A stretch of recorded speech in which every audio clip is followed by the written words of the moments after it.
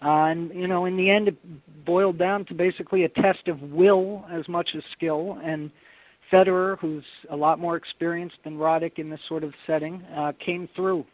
Certainly an epic day, one of the greatest Grand Slam finals ever played.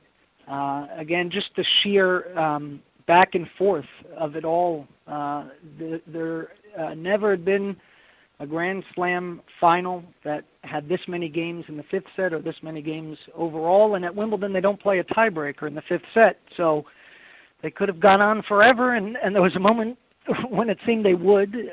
And finally, Roddick had ever so slightly elapsed, and that was enough. That's all it took for Federer to take advantage and win again. Federer's still only 27. He'll turn 28 in August.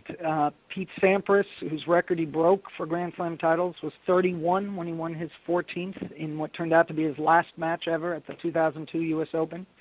And Sampras himself flew in from California this morning. He was sitting in the front row alongside guys like Bjorn Borg and Rod Laver, two others of the greats of the game. And Federer already was certainly in the conversation for being the greatest. This may cement it if it wasn't cemented with his French Open title, giving him a career Grand Slam last month. Sampras already had said Federer was the greatest, and it's tough to argue with it, especially coming from someone like Sampras. And when you look at all that Federer has accomplished, he won his first Grand Slam title at Wimbledon in 2003. Just 6 years later, he's already up to 15, and who knows how many he'll wind up with.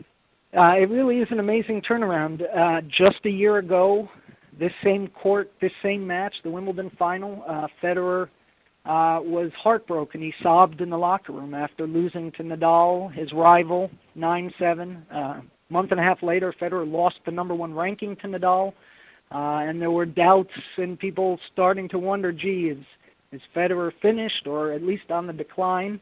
And he did win the U.S. Open last year, but lost again to Nadal in another heartbreaker, another fifth-set final at the Australian Open, and the whispers were growing. But Federer, good as can be when he needed to be today, is back on top, and he'll return to #1 in the rankings tomorrow.